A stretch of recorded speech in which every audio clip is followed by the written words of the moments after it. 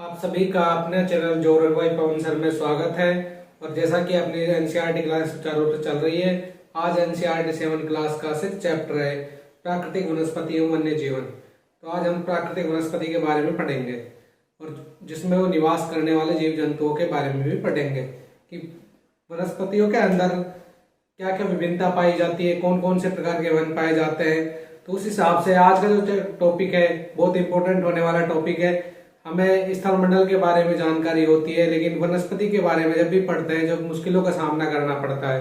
तो आज हम पढ़ेंगे प्राकृतिक वनस्पति के बारे में। तो आज अपना 6 चैप्टर है प्राकृतिक वनस्पति एवं वन्य जीवन। प्राकृतिक वनस्पति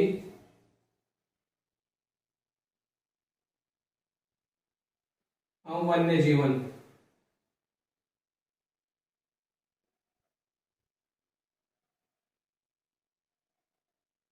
आज हम प्राकृतिक वनस्पति और वन्य जीवन के बारे में पढ़ेंगे। तो प्राकृतिक वनस्पति वनस्पतियों के बारे में यह है कि विभिन्नताएं पाई जाती है। महाद्वीपों के अंदर विभिन्नताएं पाई जाती है, ऊंचाइयों के आधार पर भी विभिन्नता पाई जाती है, मानसूनों के आधार पर भी विभिन्नता पाई जाती है। तो वनस्पतियों पर जो निर्भर करता है वो सबसे ज्यादा जो बिंदु वनस्पति के ऊपर निर्भर करता है। वनस्पति किन चीजों पर निर्भर करती है?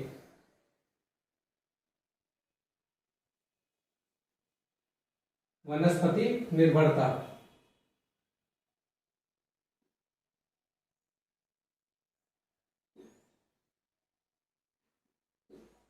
तो वनस्पति निर्भरता है वो 4 बिंदुओं के ऊपर टिकी हुई है, क्योंकि वनस्पति अपनी 4 चीजों के ऊपर निर्भर है। 4 चीजों के जो बिंदु है वो इफेक्ट करते हैं। तो 4 चीजें क्या क्या है? एक तो तापमान, दूसरा है नमी, तीसरा है ढाल और चौथा है मृदा। ये 4 बिंदु है, जो 4 घटक है तापमान, नमी, ढाल और मृदा। तो तापमान, नमी और ढाल और मृदा ये 4 बिंदु है, ये वनस्पति को ऊपर निर्भर करते हैं। अगर तापमान, नमी और ढाल और मृदा ये चारों जो घटक है एक निश्चित मात्रा के रूप में हो तो ये वनस्पति को उपजाऊता प्रदान करते हैं, वनस्पति की सघनता प्रदान करते हैं। तो ये 4 बिंदु है, इनमें से एक बिंदु का अनुपात कम होता है तो वहां पे वनस्पतियों का विरल मात्रा में पाई जाती है, कम मात्रा में पाई जाती है। तो इस प्रकार ये वनस्पति है 4 बिंदुओं के ऊपर टिकी हुई है, तापमान, नमी, ढाल और मृदा। तापमान अगर उचित तापमान नहीं होगा तो वनस्पति के वृद्धि में प्रॉब्लम होती है। और नमी, अगर उचित मात्रा में नमी नहीं होगी तो पौधे का विकास कैसे होगा? ढाल यह है कि पर्वत एरिया में अपन देखते हैं पर्वतारोही तो पर्वतों के ढाल क्षेत्र में जिस प्रकार ये पर्वत है तो पर्वत का जो ढाल एरिया है जो नीचे की ओर जो ढाल का रूप में होता है, जहाँ पे नदी या नालों का प्रवाह क्षेत्र के रूप में, मार्ग के रूप में होता है, जो तलहटी के रूप में होता है, जिसे गिरिपाद भी बोला जाता है। गिरि मतलब पर्वत और पाद मतलब उसके पदीय भाग में। तो ये जो ढाल क्षेत्र है वो ढाल क्षेत्र में वनस्पति निर्भर करती है। मृदा उपजाऊपन है या नहीं है, इन चीजों के ऊपर भी वनस्पति निर्भर करती है। तो ये 4 बिंदुओं के ऊपर निर्भर करती है। तो अपनी जो वनस्पति है उसके बारे में ये बताया गया है। जो गिरिपाद क्षेत्र है, जैसे जो गिरिपाद क्षेत्र है नीचे की ओर तो साल और सागवान, साल में सागवान के वन अधिकता पाई जाती है वृक्षों की। जो नीचे की तलहटी क्षेत्र है उसमें साल में सागवान की अधिकता पाई जाती है। जिस कारण हम पर्वतों के ऊपर की ओर, ऊंचाइयों की ओर बढ़ते जाते हैं, साल और सागवान के वृक्षों की अधिकता कम हो जाती है और शंकुधारी वृक्ष की मात्रा बढ़ने लगती है। शंकुधारी वृक्ष शंकुधारी वृक्षों की मात्रा बढ़ने लगती है। तलहटी क्षेत्र में साल में सागवान के वृक्षों की अधिकता होती है। तो ये एक एनसीईआरटी में सलीमा नाम की एक लड़की है, उसको हाईलाइट करके ये बताया गया है कि जो पर्वत है उसके जो तलहटी क्षेत्र में साल और सागवान के वृक्ष अधिक पाए जाते हैं। और जैसे ऊंचाई की ओर बढ़ते हैं, अपन पर्वत की ओर ऊंचाई की ओर बढ़ते हैं, तो शंकुधारी वृक्षों की अधिकता होने लग जाती है। वनस्पति की निर्भरता 4 बिंदुओं पे है: तापमान, नमी, ढाल और मृदा। ये 4 बिंदु वनस्पति की निर्भरता के ऊपर निर्भर करते हैं। तलहटी क्षेत्र में साल और सागवान, ऊंचाई की ओर बढ़ते हैं तो शंकुधारी वृक्ष। तो वनस्पति की निर्भरता तो हमने पढ़ ली है। अब जो इसमें दे रखा है कि वनस्पति की जो वृद्धि है तापमान और नमी पर निर्भर करती है। आमतौर पर जो वनस्पति है, प्राकृतिक वनस्पति और कृत्रिम वनस्पति में निर्भर फर्क क्या है? प्राकृतिक वनस्पति ये होती है जिसे हम प्रकृति द्वारा प्रदत्त होती है, जिसकी एक निश्चित प्रकृति द्वारा प्रदत्त होती है, उसमें मनुष्य का कोई योगदान नहीं होता है। ये एक प्रकृति के द्वारा प्रदत्त होती है। जैसे कोई वृक्षों की सघनता हो गई, किसी प्रकार के वृक्ष अधिक पाए जाते हैं, वहां पे उचित प्रकृति के अकॉर्डिंग मौसम हो गया, जलवायु वहां की उचित हो गई, तापमान, ढाल, मृदा, उपजाऊपन हो गई। जो पर्वतों से उपजाऊता मिट्टी का कटाव के कारण कहीं जमा हो गया, तो वो सब प्राकृतिक वनस्पति है, जहां प्रकृति की वनस्पति पाई जाती है। प्राकृतिक वनस्पति को मुख्यतः 3 श्रेणियों में बांटा गया है।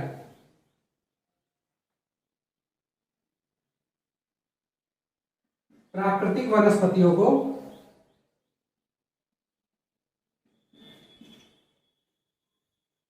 मुख्यतः तीन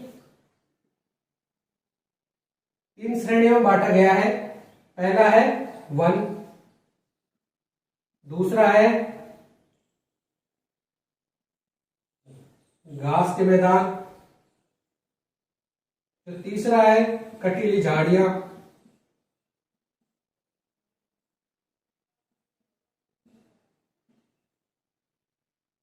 घास मैदान। जो कक्षा 7 की एनसीईआरटी है वो वनों को, प्राकृतिक वनस्पतियों को 3 श्रेणियों में बांटती है। एक तो वन, एक घास के मैदान, एक कटीली झाड़ियां। ये 3 श्रेणियों में प्राकृतिक वनस्पतियों को बांटा गया है। प्राकृतिक वनस्पतियों को 3 आधार पर किस हिसाब से बांटा गया है? देखो, वन है, वन में वृक्षों की सघनता अधिक होती है। तो वृक्षों की सघनता कहाँ होगी? जहां उचित मात्रा में बारिश होगी। और उचित मात्रा में बारिश, सर्वाधिक बारिश कहाँ होती है? जैसे अपना ये पृथ्वी है, पृथ्वी एक ग्लोब है, ठीक है। ये 0 डिग्री भूमध्य रेखा है, 0 डिग्री भूमध्य रेखा है। ये 23.5 डिग्री उत्तरी अक्षांश की रेखा है, इसे कर्क रेखा भी बोलते हैं, कर्क रेखा। ये 23.5 डिग्री दक्षिण में मकर रेखा है, मकर रेखा। जो सूर्य है वो कर्क रेखा और मकर रेखा के मध्य ही रहता है हमेशा। और कर्क रेखा और मकर रेखा के मध्य रहता है, तो यहाँ पे कटिबंध कौन सा पाया जाता है? यहाँ तापमान की अधिकता होगी, और तापमान की अधिकता होगी तो वर्षा अधिक होगी, और वर्षा अधिक होगी तो वन अधिक पाए जाएंगे। तो वन सर्वाधिक कहाँ पाए जाएंगे? कर्क रेखा और मकर रेखा के मध्य, क्योंकि वन का यहाँ पे सूर्य की प्रकाश किरणें सीधे पड़ती है, और सीधी पड़ती है, तापमान अधिक रहता है। तापमान अधिक रहता है तो वर्षा अधिक होगी, और वर्षा अधिक होगी तो वन वृक्षों की सघनता ज्यादा पाई जाएगी। तो कर्क रेखा और मकर रेखा के अंतर्गत ही वन सर्वाधिक पाए जाते हैं। ये घास के मैदान, जहां सर्वाधिक बारिश होगी, जहां सर्वाधिक वर्षा होगी, वहां तो वन पाए जाएंगे। और जहां मध्यम वर्षा होगी वहां घास के मैदान पाए जाएंगे। और जहां रेगिस्तान होगा,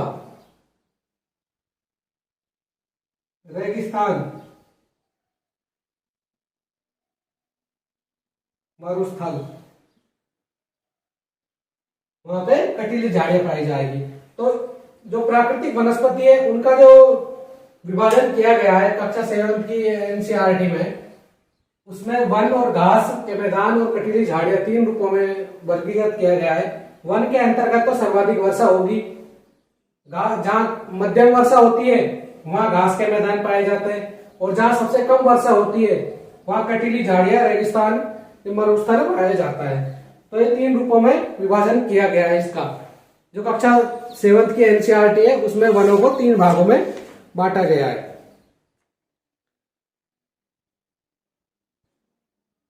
वन, घास के मैदान, कटीली झाड़ियां।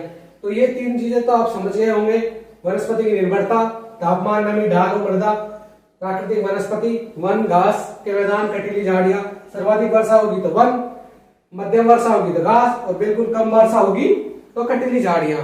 तो ये तीन रूपों में बांटा गया है। तो अब इनके बारे में अपन विस्तार से पढ़ते हैं।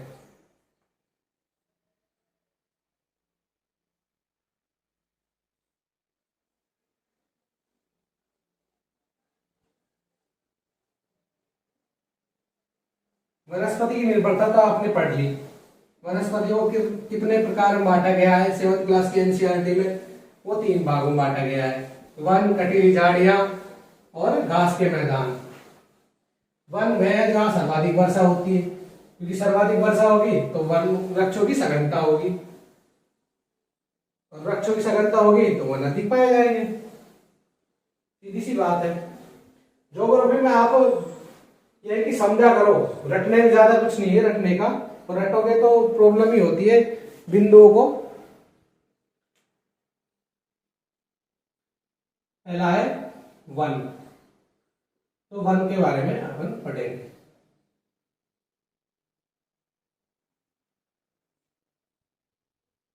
देखो ये अपना ग्लोब है, ये भूमध्य रेखा, 0 डिग्री अक्षांश रेखा, 0 डिग्री अक्षांश रेखा, भूमध्य रेखा।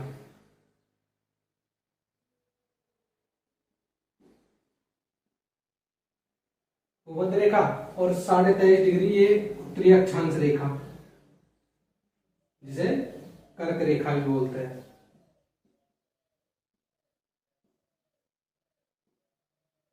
23.5 डिग्री। 0 डिग्री के दक्षिण में 23.5 डिग्री, ये मकर रेखा, मकर रेखा, ये 23.5 डिग्री दक्षिणी गोलार्ध। ये अपना ग्लोब है, इसमें 23.5 डिग्री कर्क रेखा, 0 डिग्री अक्षांश रेखा भूमध्य रेखा, 23.5 डिग्री दक्षिण में दक्षिण अक्षांश रेखा मकर रेखा। जो वन है, वन के बारे में मैंने बताया कि वन की सघनता कर्क रेखा और मकर रेखा के मध्य ही होगी, और कर्क रेखा मकर रेखा के मध्य होगी। सूर्य की किरणें सीधी पड़ती है, और सूर्य की किरणें अधिक पड़ेगी तो यहाँ पे तापमान की अधिकता होगी, तापमान की अधिकता होगी तो वर्षा अधिक होगी, और वर्षा अधिक होगी तो यहाँ पे जैव विविधता सर्वाधिक पाई जाएगी। और कर्क रेखा और मकर रेखा के मध्य में ये तापमान की अधिकता होने के कारण ये उष्ण कटिबंधीय है, उष्ण कटिबंध।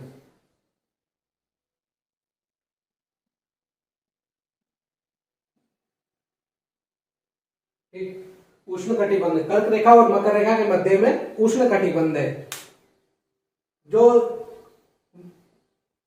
वनस्पति की जैव विविधता है, अपने सर्वाधिक जैव विविधता हिमालय में भी मिलती है।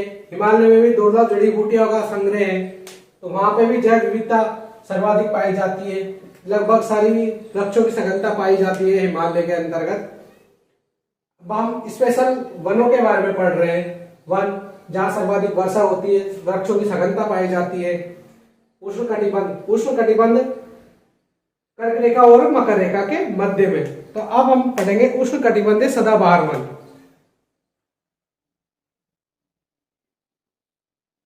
उष्ण कटिबंध सदाबहार वन।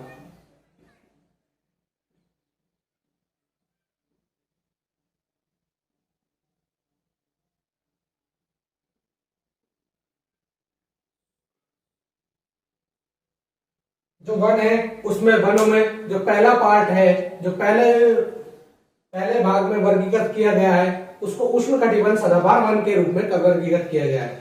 और उष्णकटिबंध कर्क रेखा और मकर रेखा के मध्य रहता है।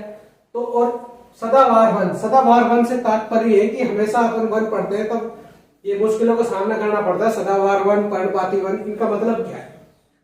सदाबहार मतलब सदा मतलब हमेशा, बहार मतलब वृक्षों में जो बाहर आते हैं, जैसे फूल खिलते हैं, वृक्षों की पत्तियों की सघनता पाई जाती है कि फूल वर्षा हो, बाहर आया है, ऐसा हो। तो उसी प्रकार जैसे सदैव वृक्षों की सघनता पाई जाती है, यहाँ पे वृक्षों की पत्तियां झड़ती नहीं है क्योंकि सर्वाधिक तापमान रहता है और हमेशा वर्षा रहती है। तो वर्षा अधिक होगी तो यहाँ पे नमी की मात्रा का वृक्ष अपने आप अवशोषण कर लेगा, और अपने आप अवशोषण कर लेगा तो यहाँ हमेशा मतलब सदैव वृक्षों में सघनता पाई जाती है। पत्तियों, यहाँ के जो वृक्ष है वो पत्तियों को नहीं छोड़ते, लगभग हरे भरे रहते हैं हमेशा, इसलिए सदाबहार बोले गए।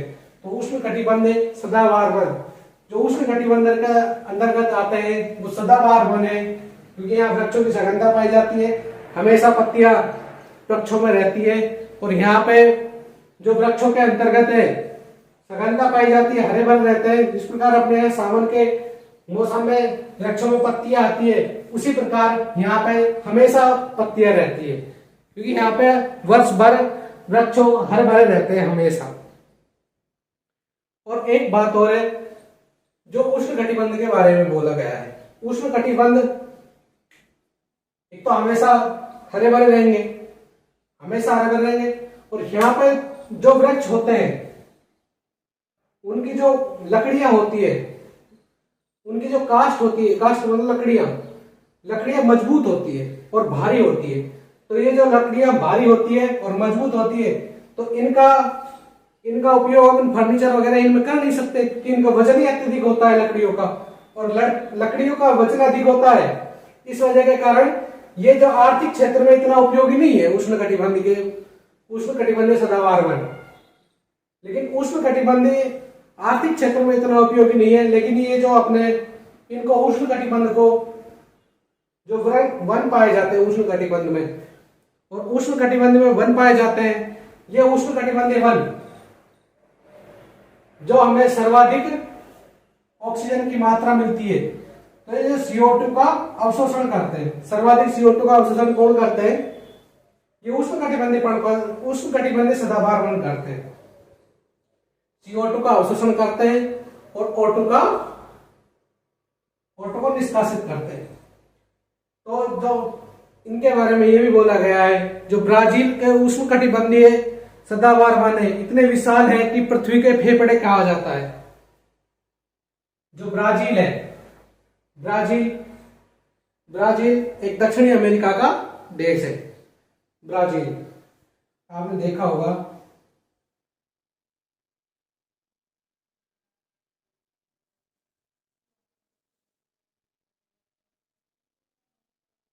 इस प्रकार ये जो देश है ये ब्राजील है, दक्षिणी अमेरिका का ब्राजील। तो ब्राजील देश में जो ये उष्णकटिबंधीय सदाबहार वन है उनके बारे में बात बोली गई है कि जो ब्राजील के उष्णकटिबंधीय सदाबहार वन है उनको पृथ्वी के फेफड़े भी कहा जाता है क्योंकि इनकी जो मात्रा है सघनता सर्वाधिक है, और सर्वाधिक सघनता होने के कारण ये पृथ्वी के मध्य में पाए गए, और पृथ्वी के मध्य में सघनता पाई गई है, और पृथ्वी की सघनता पाई जाने के कारण इन्हें पृथ्वी के फेफड़े कहा जाता है क्योंकि CO2 का सबसे ज्यादा अवशोषण कौन करता है? उष्णकटिबंधीय पर्णपाती वन, उष्णकटिबंधीय सदाबहार वन सॉरी, और O2 का निष्कासित करते हैं। इसलिए ब्राजील देश के जो उष्णकटिबंधीय सदाबहार वन है उनके बारे में ये बोला गया है कि पृथ्वी के फेफड़े की तरह प्रतीत होते हैं। उष्णकटिबंधीय आपको पता है वर्ष भर हरे भरे रहते हैं, O2 का निष्कासित करते हैं, सर्वाधिक CO2 को अवशोषण करते हैं। कर्क रेखा और मकर रेखा के मध्य में पाए जाते हैं, लगभग भूमध्य रेखा के आसपास। जो उष्णकटिबंधीय सदाबहार वन है वो लगभग भूमध्य रेखा के पास पाए जाते हैं। तो भूमध्य रेखा के पास सर्वाधिक कौन से वन पाए जाते हैं? उष्णकटिबंधीय सदाबहार वन। उष्णकटिबंधीय सदाबहार वन भूमध्य रेखा के पास पाए जाते हैं। ब्राजील देश के उष्णकटिबंधीय सदाबहार वनों को पृथ्वी के फेफड़े बोला गया है। इसकी जो लकड़ियां है वो अत्यधिक भारी है, तो आर्थिक क्षेत्र में इनका उपयोग इतना नहीं है। और यहाँ पे जो वृक्षों की सघनता पाई जाती है वो लगभग रोजवुड, महोगनी,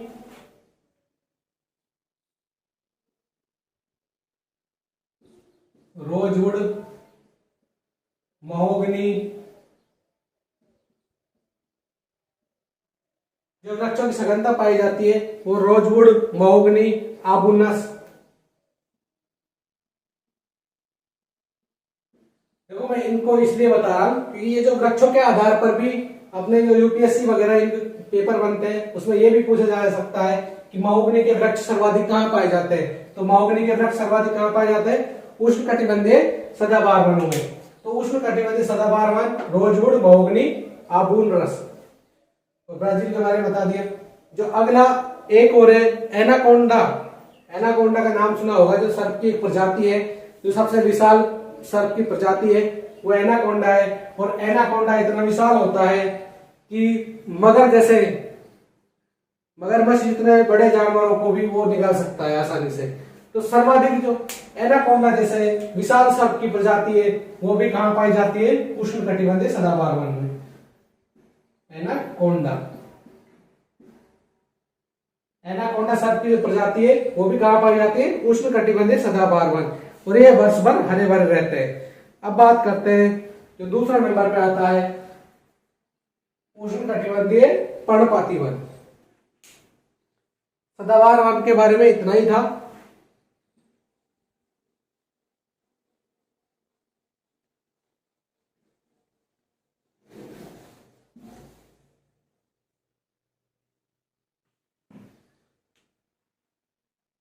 जो दूसरा है वो है उष्णकटिबंधीय पर्णपाती वन।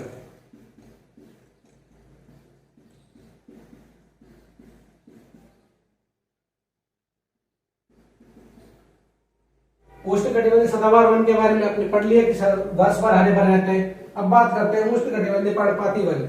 जो उष्णकटिबंधीय पर्णपाती वन है वह वन भी उष्ण भूमध्य रेखा है, जैसे 0 डिग्री अक्षांश रेखा है, और कर्क रेखा और मकर रेखा के मध्य में ही पाए जाते हैं। उष्णकटिबंध के अंतर्गत पाए जाएंगे। उष्णकटिबंधीय पर्णपाती वन ये वो वन है जो अपने तापमान अधिक, मतलब शुष्कता में, तापमान की शुष्कता में ग्रीष्म ऋतु में अपने वृक्षों से पत्तियों को झाड़ देते हैं, मतलब पत्तियों को हटा देते हैं। जिस प्रकार ये अपने पत्तियों को छोड़ते हैं वृक्ष, ये पत्ते छोड़ते क्यों है? अपन कहते हैं किसी भी वृक्ष के पेड़ से पत्ते झड़ने का मौसम आ गया तो ग्रीष्म ऋतु में क्यों छोड़ते हैं? क्योंकि ग्रीष्म ऋतु में तापमान अधिक रहता है, और तापमान अधिक रहता है तो ये जल का अवशोषण करता है, और जल का अवशोषण करने के कारण पेड़ों की, वृक्षों की जो सूखने की स्थिति है वहां से सर्वाधिक हो जाती है।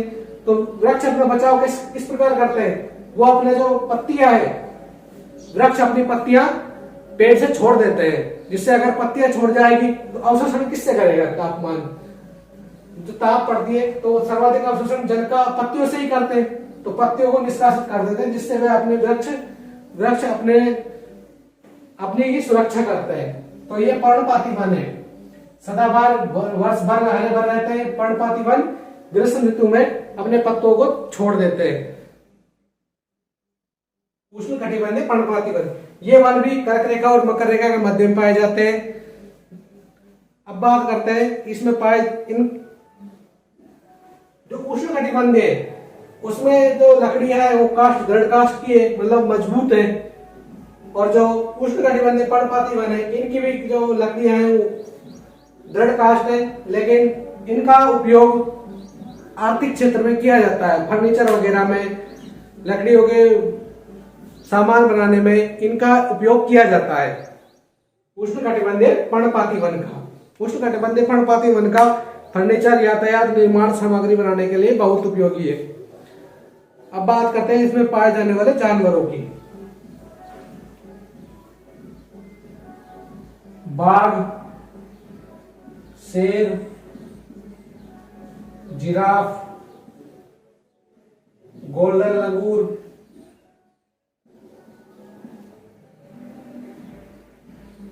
ये जानवर है ये उष्णकटिबंधीय पर्णपाती वन में पाए जाते हैं। बाघ, शेर, जिराफ, गोल्डन लंगूर, इसमें तो सर्वाधिक तापमान अधिक रहता है और इसमें जो उष्णकटिबंधीय पर्णपाती वन है इसमें पाए जाते हैं बाघ, शेर, जिराफ। इनके बारे में बताया गया है कि ये गोल्डन लंगूर से तात्पर्य है कि जो उनके बाल हैं वो सुनहरी है, गोल्डन की तरह। इस प्रकार गोल्ड चमकता है तो उसी प्रकार इनके जो बाल है जो सुनहरी बाल है, उसी रूप में इसका नाम पड़ा है गोल्डन लंगूर। बाघ, शेर, जिराफ वो उष्णकटिबंधीय पर्णपाती वन में ही पाए जाते हैं। जो मैंने पहले ही बता दिया था कि जो वृक्षों की सघनता है वो तापमान, नमी, ढाल और मृदा के ऊपर निर्भर करती है। ये नहीं कि ये वन कहीं और पाए नहीं जा सकते, ये वन और कहीं भी पाए जा सकते हैं, क्योंकि उन चारों की अनुपात अगर सही है तो वहां भी पाए जा सकते हैं, क्योंकि ऊंचाइयों के ऊपर भी इनका तापमान इफेक्ट पड़ता है। अब बात करते हैं शीतोष्ण सदाबहार वन के बारे में। जो तीसरा है शीतोष्ण सदाबहार वन।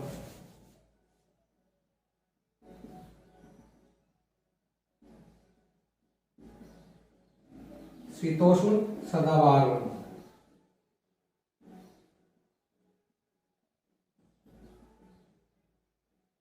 शीतोष्ण सदाबहार वन, शीतोष्ण से आपको पहले ही समझ में आ रहा होगा कि शीतोष्ण की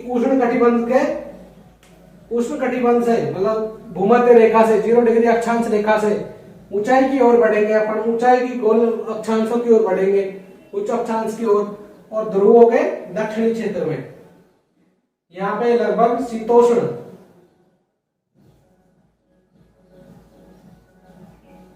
कटिबंध पाया जाएगा। शीतोष्ण कटिबंध इसलिए पाया जाएगा कि उष्णता की मात्रा यहीं पे अधिक होगी, कर्क रेखा मध्य ध्रुवीय क्षेत्रों में शीत कटिबंध पाया जाता है। इनके जो मध्य है, उष्ण और शीत के मध्य शीतोष्ण कटिबंध है। यह शीत और उष्ण दो कटिबंधों का सम्मिलित रूप है, इसलिए इसे शीतोष्ण कटिबंध बोला गया है। शीतोष्ण कटिबंध सदाबहार वन जो एक उष्ण कटिबंधीय पर्णपाती वन है, जो उष्ण कटिबंधीय पर्णपाती वन है, इनके बारे में बताया गया है कि ये वन भारत में,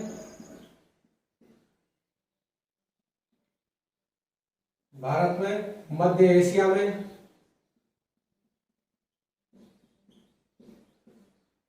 उत्तरी ऑस्ट्रेलिया,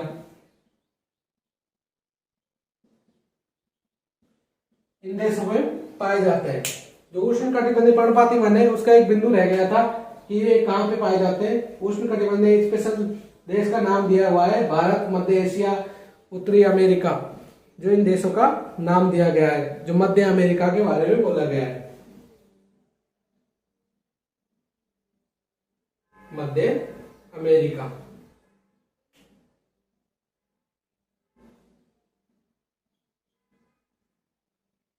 भारत, मध्य अमेरिका, उत्तरी ऑस्ट्रेलिया, इनमें उष्ण कटिबंधीय पर्णपाती वन पाए जाते हैं। अब बात करते हैं शीतोष्ण सदाबहार वन के बारे में। शीतोष्ण सदाबहार वन अक्षांश के तटीय प्रदेशों में स्थित है और ये सामान्यतः महाद्वीपों के पूर्वी किनारों पर पाए जाते हैं। शीतोष्ण सदाबहार वन के बारे में ये बताया गया है कि जो शीतोष्ण सदाबहार वन से तो ये है कि ये वर्ष भर हरे भरे रहते हैं। अब शीत और उष्ण दोनों कटिबंध का सम्मिलित रूप है, तो दोनों कटिबंध का सम्मिलित रूप है। इनके बारे में ये बताया गया है ये शीतोष्ण कटिबंध है, ये महाद्वीप, ये तटीय क्षेत्र में पाए जाते हैं, जो समुद्र तट के पास होता है। और ये जो महाद्वीप है, महाद्वीप के लगभग उत्तरी पूर्वी क्षेत्र में पाए जाते हैं। जो शीतोष्ण कटिबंध है, शीतोष्ण सदाबहार वन है, वो शीतोष्ण सदाबहार वन महाद्वीपों के उत्तरी पूर्वी क्षेत्र में पाए जाते हैं। और ये सदाबहार वन है, वर्ष भर हरे भरे रहते हैं। अब इनकी जो मात्रा है दक्षिण पूर्वी अमेरिका, दक्षिण चीन, दक्षिणी पूर्वी ब्राजील, इन देशों में पाए जाते हैं। और इनमें यह है कि भारी वृक्ष भी पाए जाते हैं और मुलायम वृक्ष भी पाए जाते हैं। जैसे चीड़ हुआ, चीड़, बांज, यूकेलिप्टस,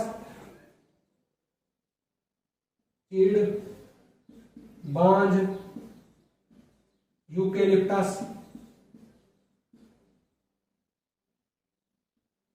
ये जो वृक्ष है, ये चीड़, बांज, ये लगभग भारी वृक्ष है, दृढ़ काष्ठ के बाद मजबूत लकड़ियों के भाग है। और यूकेलिप्टस ये मुलायम वृक्ष है, इनकी जो छाल है उनसे लुगदी बनाई जाती है। और लुगदी किस काम आती है? जो अपने कागज वगैरह, पेपर वगैरह बनता है वो सब लुगदी के कारण ही बनता है। और लुगदी इन्हीं वृक्षों की छाल से निकाला जाता है।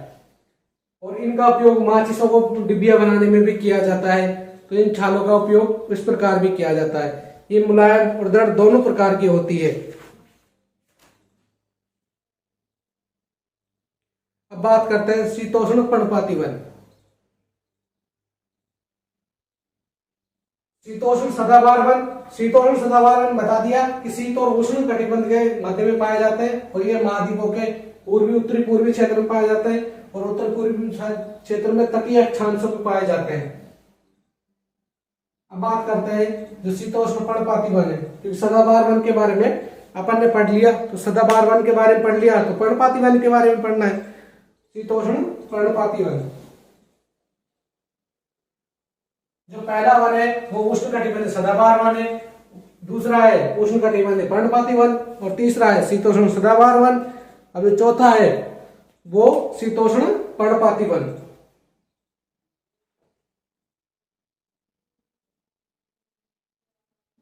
शीतोष्ण पर्णपाती वन,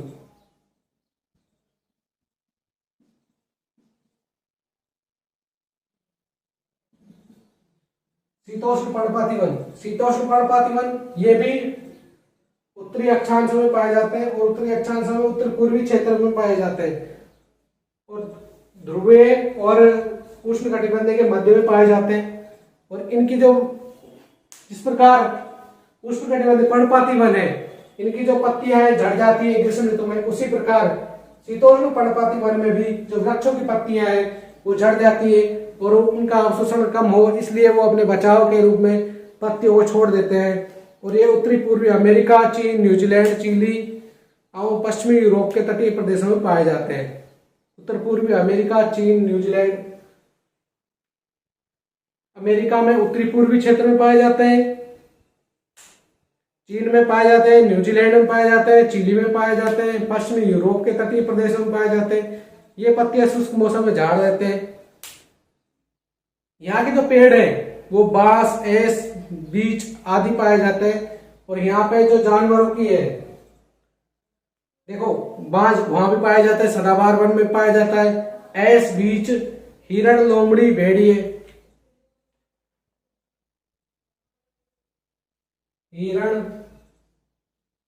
लोमड़ी, भेड़िए, ये जानवरों के नाम दिए गए हैं जो शीतोष्ण पर्णपाती वन में पाए जाते हैं। शीतोष्ण पर्णपाती वन में ये जानवर पाए जाते हैं। और फिजेंट और मोरिया, मोनाल, जो सबसे इंपॉर्टेंट बिंदु है इसमें आया है जानवरों में, फिजेंट,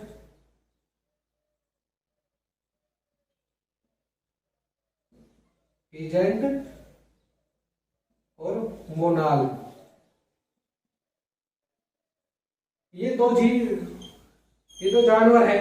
इनके बारे में यूपीएससी वगैरह किसी भी एग्जाम में पूछा जा सकता है कि किसी भी पक्षी के बारे में ये बोल दिया कि फिजेंट और मोनाल किस वन में पाए जाते हैं, या फिजेंट, मोनाल कौन से कटिबंध में पाए जाते हैं। ये शीतोष्ण सदाबहार वन में पाए जाते हैं, पर्णपाती वन में पाए जाते हैं, उष्ण कटिबंध में पाए जाते हैं। तो इस प्रकार ये नाम देकर भी पूछ सकता है कि फिजेंट और मोनाल, तो फिजेंट और मोनाल शीतोष्ण पर्णपाती वन में पाए जाते हैं। अब जो लास्ट वन के बारे में है वो भूमध्य सागरीय वन है। जो चौथा है वो है भूमध्य सागर वन।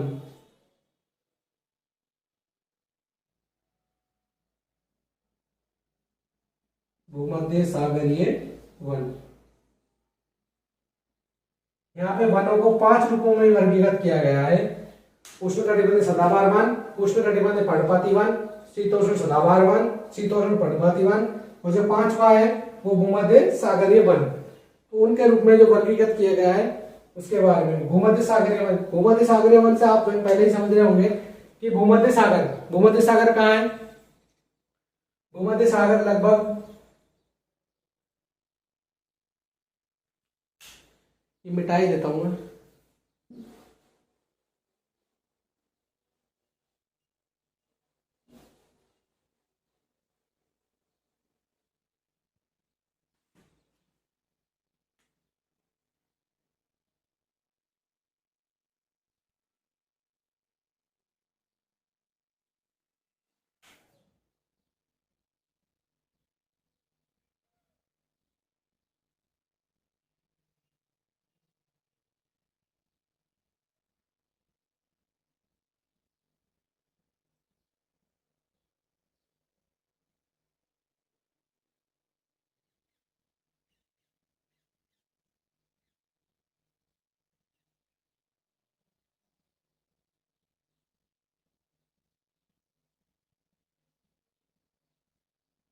देखो, ये अफ्रीका है, ये यूरोप है, और ये भूमध्य सागर है।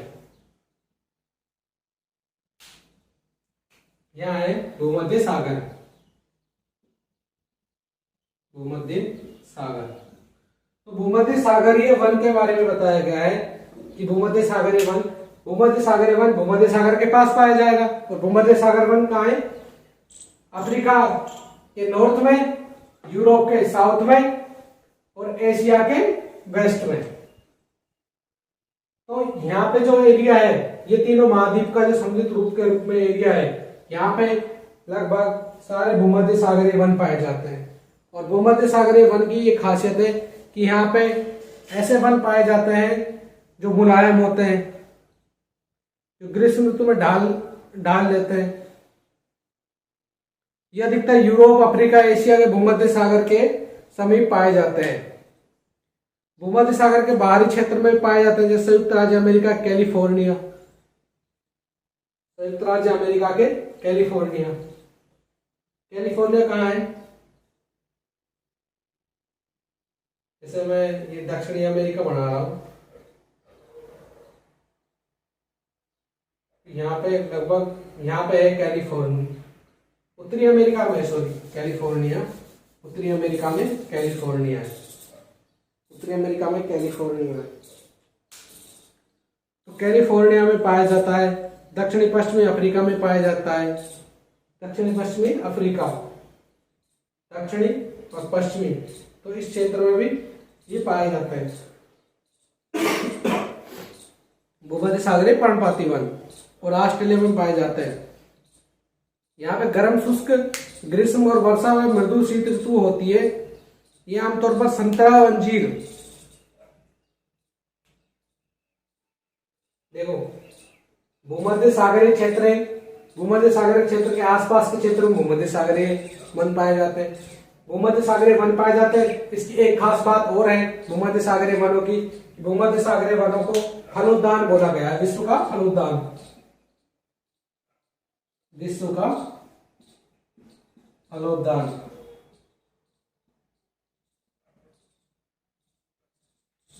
विश्व का फलोद्यान मतलब विश्व के जो फलों का उद्यान के रूप में जो चर्चित नाम है वो भूमध्य सागरीय वन को बोला गया है, क्योंकि यहाँ पे अंजीर, नींबू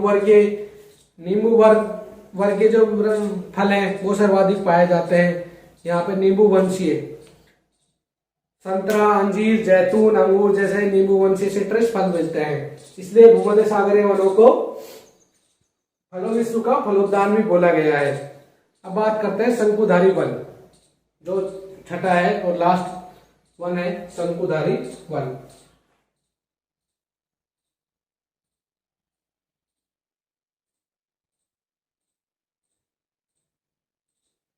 शंकुधारी वन,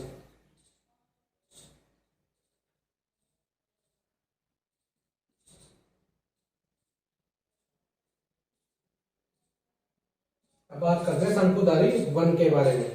शंकुधारी वन मैंने पहले ही स्टार्टिंग में बताया था कि जैसा पर्वत है, ये कोई पर्वत है और ये ढाल क्षेत्र है, ये ढाल क्षेत्र है। तो ढाल में तलेटी में तो कौन से पाए जाएंगे? सागवान और साल के वृक्ष। और जो जिस प्रकार ऊंचाई में बढ़ते हैं तो यहाँ पे पाए जाएंगे शंकुधारी वृक्ष। शंकुधारी वृक्ष से तात्पर्य इसकी जो आकृति है शंकु के आकार की होती है। जो वृक्षों की आकृति है वो लगभग शंकु के आकार की होती है। इस प्रकार की आकृति होती है इन वृक्षों की। इनके वृक्षों की जो आकृति है वो शंकुधार होती है। शंकुधारी जो वृक्ष है वो भारत में पाए जाते हैं। शंकुधारी वृक्ष ये उत्तरी गोलार्ध के उच्च अक्षांश में पाए जाते हैं। सॉरी, उत्तरी गोलार्ध के। इस प्रकार ये भूमध्य रेखा है, ये उत्तरी अक्षांश रेखा है। उत्तरी अक्षांश रेखा में ध्रुवीय क्षेत्र, जो ध्रुवीय क्षेत्र है 50 से 70 के बीच, 50 डिग्री से 70 डिग्री की जो मध्य है वह शंकुधारी वन पाए जाते हैं। शंकुधारी वन 50 डिग्री देशांश अक्षांश रेखा और 70 डिग्री अक्षांश रेखाओं के मध्य पाए जाते हैं। ये शंकुधारी वन पाए जाते हैं। इन वनों में वन की जो ऊंचाइयां है वो भी अधिक पाई जाती है। ये ऊंचाइयों पर पाए जाते हैं। सदाबहार वन वृक्ष होते हैं, नरम काष्ठ वाले भी। शंकुधारी जो वन है वो लंबे, मुलायम, दृढ़ काष्ठ, ऊंचाइयों पर मिलने वाले, ये सभी प्रकार के वन पाए जाते हैं। इनकी जो लकड़ियां हैं मुलायम होती है, जिससे छाल प्राप्त किया जाता है शंकुधारी वनों से भी। और जो यहाँ पे पाए जाते हैं रजत लोमड़ी, मिंक, ध्रुवे बालू, देखो आप सीधा समझो कि ये पाए जाएंगे 50 से 70 डिग्री अक्षांश रेखाओं के मध्य। 50 से 70 डिग्री अक्षांश रेखाओं में पाए जाएंगे तो ये ध्रुवीय क्षेत्र के पास पाए जाएंगे। तो ध्रुवीय क्षेत्र के पास पाए जाएंगे तो यहाँ पे तापमान कम होगा, और तापमान कम होगा तो यहाँ पे मोटी चर्बी वाले जानवर पाए जाएंगे, जिसकी जो चर्बी है वो मोटी हो, जिस प्रकार की ठंड सहन कर सके। क्योंकि यहाँ ठंड अधिक पड़ेगी, ठंड अधिक पड़ेगी तो सहन करने की मात्रा यहाँ पे अधिक होगी। तो यहाँ पे रजत लोमड़ी, मिंक, ध्रुवे भालू, उस प्रकार के जानवर है वो जो यहाँ पे पाए जाएंगे शंकुधारी वनों में। शंकुधारी वनों को टेगा वन भी बोला जाता है। Tega one, Tega one, Tega one, Tega एक रूसी शब्द है। टेगा रूसी भाषा का शब्द है जिसका अर्थ है शुद्ध या अनछुआ। शंकुधारी वन को टेगा वन भी बोला जाता है। टेगा वन एक रूसी शब्द, रूसी भाषा का शब्द है, और रूसी भाषा शब्द में टेगा का अर्थ है छुआ या अनछुआ। अछुआ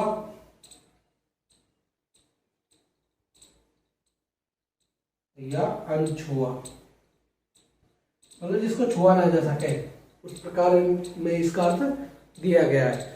अब अपना वन तो अपना कंप्लीट हो चुका है। अब बात करते हैं अपन घास स्थलों के बारे में। उष्णकटिबंधीय सदाबहार वन, सदाबहार वन उष्णकटिबंधीय क्षेत्रों में पाए जाएंगे। रोजवुड, मोगनी, आबूल रस, एनाकोंडा जानवर पाया जाता है यहाँ पे। उष्णकटिबंधीय पर्णपाती वन, ये भारत, मध्य अमेरिका, उत्तरी ऑस्ट्रेलिया में पाया जाता है। बाघ, शेर, जिराफ, गोल्डन लंगूर पाए जाते हैं। शीतोष्ण सदाबहार वन, चीड़, बांज, यूकेलिप्टस। शीतोष्ण पर्णपाती वन, इसमें हिरण, लोमड़ी, भेड़िए और फिजेंट और मोनाल पाए जाते हैं। फिजेंट, मोनाल प्रमुख जानवरों के रूप में इसकी हाईलाइट किया गया है। भूमध्य सागरीय वन, ये विश्व का फलोद्यान भी बोला जाता है, ये भूमध्य सागर के पास पाई जाती है। शंकुधारी वन, इसे टेगा वन भी बोला जाता है, इसे रूसी भाषा में, रूसी भाषा का शब्द है जिसका अर्थ है छुआ या अनछुआ। ये था वनों के बारे में। अब वन अपने पूरे हो गए। अब दूसरा बिंदु है अपना घास स्थल। अपन घास के बारे में पढ़ेंगे। वन के बारे में पहले ही बोला था कि जहां पे सर्वाधिक वर्षा होगी वह वन पाए जाएंगे। सर्वाधिक वर्षा वाले स्थानों पर वन पाए जाएंगे। जहां कम वर्षा होगी, मध्यम वर्षा होगी, वह घास स्थल पाए जाएंगे। और जहां सबसे कम वर्षा होगी वहां कंटीली झाड़ियां पाई जाएगी। तो अपना पहला बिंदु वन कंप्लीट हो चुका है।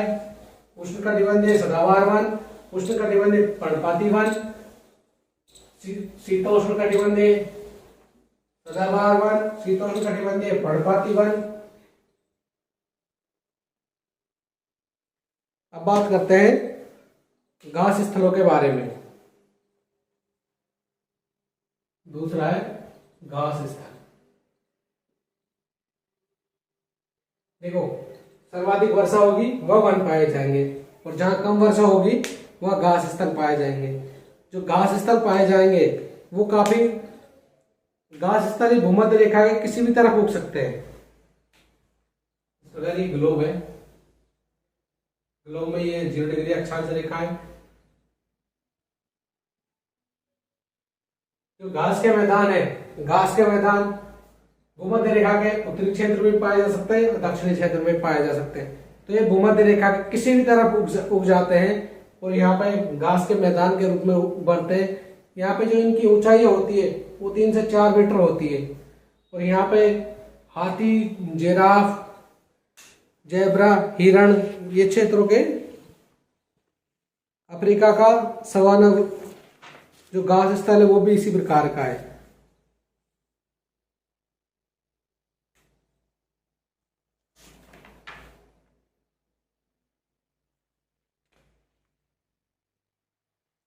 घास स्थल देखो, घास स्थल अपन ने पढ़ा था वनों के बारे में। वन अपन ने कहा पढ़े थे? कटिबंधों के रूप में। तो अपन घास स्थलों को भी कैसे पढ़ेंगे? कटिबंधों के रूप में। ये ग्लोब है, ये भूमध्य रेखा है। इसमें जो पहला है वो उष्णकटिबंधीय घास वन है, उष्णकटिबंधीय घास वन। ठीक है, उष्णकटिबंधीय घास स्थल, उष्णकटिबंधीय घास स्थल। जो पहला है उष्णकटिबंधीय घास स्थल। अब उष्णकटिबंधीय घास स्थल तो ये उष्णकटिबंध के आसपास पाए जाएंगे। तो उष्णकटिबंध के पास पाए जाएंगे तो कर्क व मकर रेखा के पास पाए जाएंगे। कर्क व मकर रेखा के पास पाए जाएंगे। यहाँ पे जो घास के मैदान है ये भूमध्य रेखा के उत्तरी में या दक्षिणी में, दोनों ओर किसी भी ओर उग सकते हैं। और जो इनकी जो घासों की लंबाई है वो 3 से 4 मीटर की होती है। 3 से 4 मीटर की इनकी ऊंचाई होती है। और घास के मैदानों में आपने देखा होगा जेब्रा, हिरण, बाघ, इस प्रकार जानवर रहते हैं। जो घास के स्थल है उसमें हिरण, बाघ, जेब्रा, इस प्रकार के घास के मैदानों में जानवर रहते हैं। अब बात करते हैं जो शीतोष्ण घास स्थल। देखो कटिबंध याद है आपको तो आप सीधे सीधे कर लोगे। उष्ण कटिबंधीय घास स्थल की कटिबंधों के आसपास पाए जाएंगे, कर्क और मकर रेखा के आसपास पाए जाएंगे। अब शीतोष्ण कटिबंधीय घास स्थल तो दूसरा है वो है शीतोष्ण कटिबंध घास स्थल।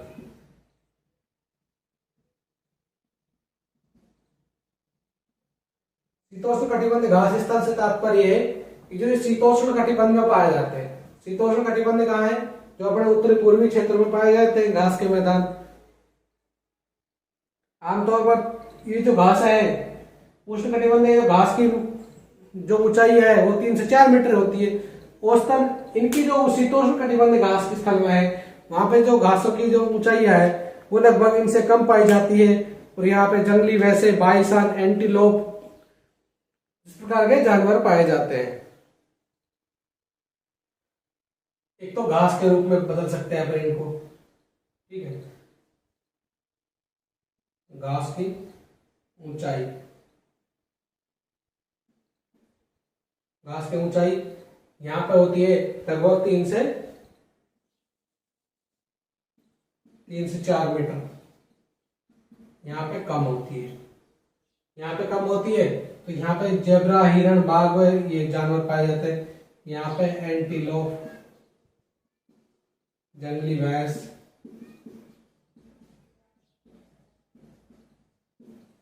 इस प्रकार जानवर पाया जाता है। 3 से 4 मीटर इनकी ऊंचाई है।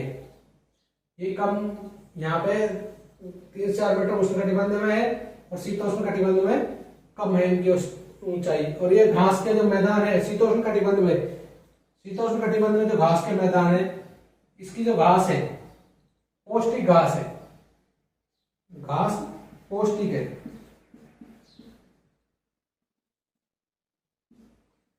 जो पौष्टिक घास है वो शीतोष्ण कटिबंधीय घास स्थल में पाई जाती है। और यहाँ पे बाइसन, जंगली भैंस इस प्रकार के पाए जाते हैं। अब घास के स्थलों का जो नाम दे रखा है उष्ण कटिबंधीय और शीतोष्ण कटिबंधीय।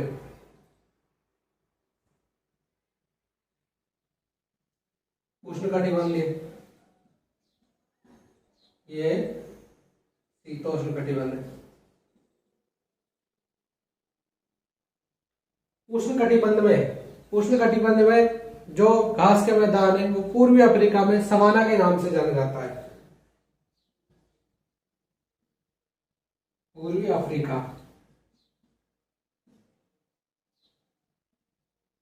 सवाना के नाम से जाना जाता है।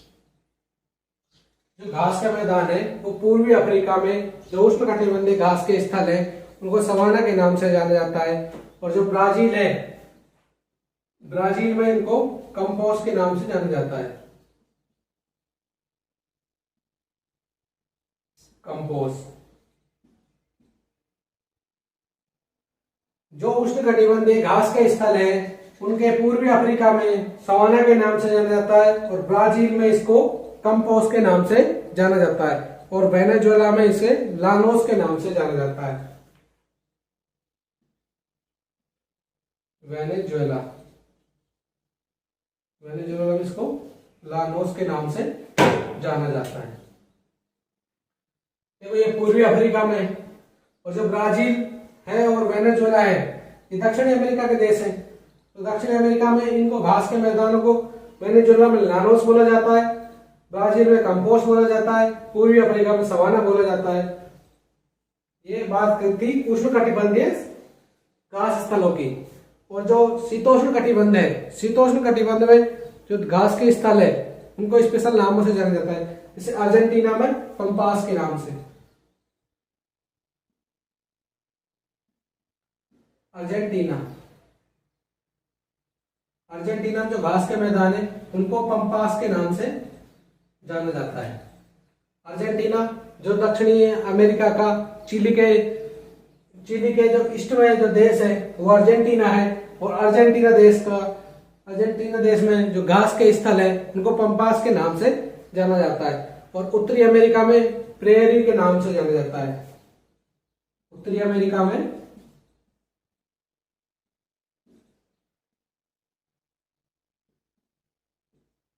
प्रेयरी के नाम से जाना जाता है। तो अर्जेंटीना में पंपास के नाम से, उत्तरी अमेरिका में प्रेयरी के नाम से जाना जाता है और दक्षिणी अफ्रीका में इनको वेल्ड के नाम से जाना जाता है। दक्षिणी अफ्रीका में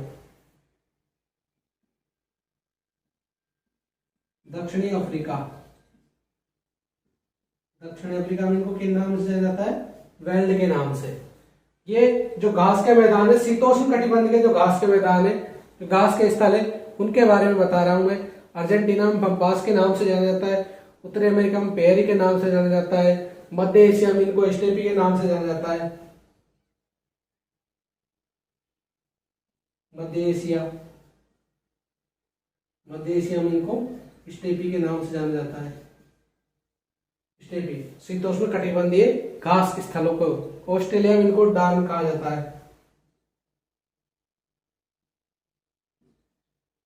ऑस्ट्रेलिया में इनको डान कहा जाता है। देखो जो घास स्थल है, उष्ण कटिबंधीय घास स्थल और शीतोष्ण कटिबंधीय घास स्थल। जो उष्ण कटिबंधीय घास स्थल है उनमें स्पेशल देशों के नाम से बताया गया है कि पूर्वी अफ्रीका में इसको सवाना घास के मैदान के नाम से जाना जाता है और ब्राजील में इसे कंपोस्ट घास के मैदान के नाम से जाना जाता है। वेनेजुएला में इसको लानोस बोला जाता है। और जो शीतोष्ण कटिबंधीय घास के मैदान है, अर्जेंटीना में इसको पंपास के नाम से जाना जाता है और उत्तरी अमेरिका में इसको पेरी के नाम से जाना जाता है और दक्षिणी अफ्रीका में इसको वेल्ड के नाम से जाना जाता है और मध्य एशिया में इसको स्टेपी के नाम से जाना जाता है और ऑस्ट्रेलिया में इसको डान बोला जाता है। ऑस्ट्रेलिया में डार्लिंग नदी भी है तो ऑस्ट्रेलिया में इसको डान के नाम से जाना जाता है और मध्य एशिया में स्टेपी के नाम से। जहां तक अर्जेंटीना पंपास घास के मैदान के बारे में पूछा जाता है, मध्य एशिया में स्टेपी के नाम से पूछा जाता है, लानोस वेनेजुएला में है और पूर्वी अफ्रीका में सवाना। अब जो आखिरी है वो है कटीली झाड़ियां। वन के बारे में आपने पढ़ लिया, घास के मैदान के आपने पढ़ लिया। जो तीसरा है जो तीसरा है वो अपने कटीली झाड़ियां।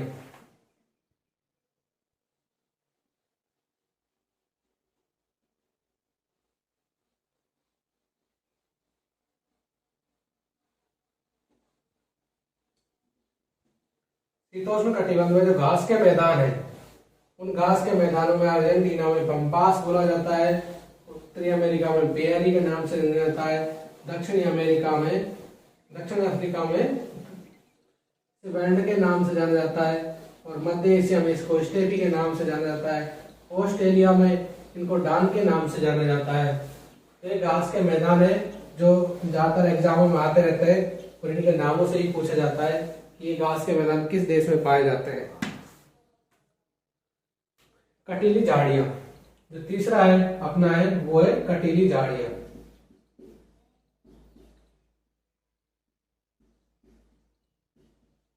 कटीली झाड़ियां, बात करते हैं कटीली झाड़ियां। कटीली झाड़ियां वन वहां पाई जाएगी जहाँ सर्वाधिक वर्षा होगी, जो मध्यम वर्षा होगी वहां घास पाई जाएगी, और जहां कम मात्रा में वर्षा होगी वहां कटीली झाड़ियां पाई जाती है। और अपने कम वर्षा होती है रेगिस्तान क्षेत्र में। रेगिस्तान जो पाकिस्तान के सीमावर्ती क्षेत्र है, जैसे राजस्थान, पंजाब, यहाँ पे जो मरुस्थल पाया जाता है, मान डेजर्ट जिसको बोला जाता है, मरु रेगिस्तान के नाम से जाना जाता है, वो रेगिस्तान एरिया में कटीली झाड़ियां सर्वाधिक पाई जाती है। यहाँ वर्षा की मात्रा बहुत कम होती है, इसलिए वहां पे कटीली झाड़ियां पाई जाती है। तो इन्हीं के बारे में बताया गया है, बस वन, घास और कटीली झाड़ियां होंगी, तीनों के बारे में। अब जो स्पेशल अलग से दे रखा है आपके उप ध्रुवीय क्षेत्रों में, जहां आपको अधिक ठंडा मिलेगा, वहां सीमित प्राकृतिक वनस्पति मिलती है।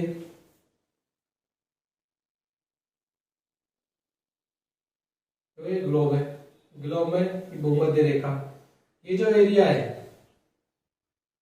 ये ध्रुवीय क्षेत्र है, ये ध्रुवीय क्षेत्र है।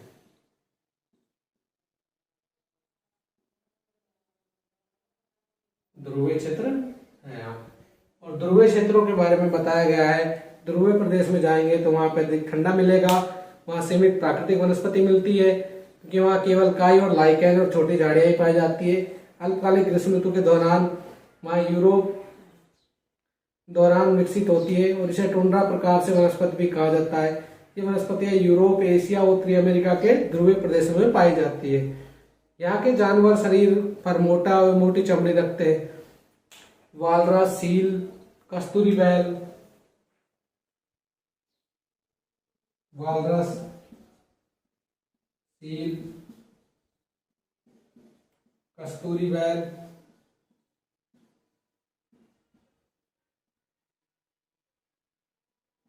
इन्हीं के बारे में। जो ध्रुवीय क्षेत्र है वहां पे ओब्वियसली ठंड सर्वाधिक पड़ती है, और ठंड सर्वाधिक पड़ने के कारण वहां पे जो जीव है वो बहुत कम मात्रा में पाए जाते हैं, और जो जीव पाए जाते हैं वहां उनकी चमड़ी है जो लगभग मोटाई में अधिक रहती है, और मोटाई में अधिक होने के कारण ही वो सर्दी से बचाव कर पाते हैं। वालरस, सील, कस्तूरी बैल, ये जो जानवर है वो टुंड्रा क्षेत्र प्रकार की वनस्पति पाई जाती है। टुंड्रा मतलब शीत क्षेत्र में पाई जाती है। उन्हीं के बारे में बताया गया है कि बर्फीली लोमड़ी, ध्रुवीय लोमड़ियां जो ध्रुवीय क्षेत्र में मिलती है, ठंडा क्षेत्र में पाया गया, जिसको टेंगा के नाम से भी जाना जाता है। तो आज का जो चैप्टर है प्राकृतिक वनस्पति वन्य जीव, उनके बारे में मैंने बता दिया है। और फिर भी कोई बिंदु आपको समझ नहीं आया हो वो आप कमेंट बॉक्स में कर देना, मैं उसको दोबारा समझा दूंगा। और ये एक ही क्लास से कंप्लीट लेना, जिससे कि आपका डाउट कम से कम हो, और जिससे कि आपका आगे जो ज्योग्राफी सब्जेक्ट है वो एक बोझ ना बढ़े, एक इंटरेस्टिंग सब्जेक्ट के रूप में उभरे, जिससे कि आपके नंबर भी अच्छे आए और इन चीजों को रटना नहीं पड़े, ताकि समझ में आ सके। तो लाइक और सब्सक्राइब जरूर कर देना।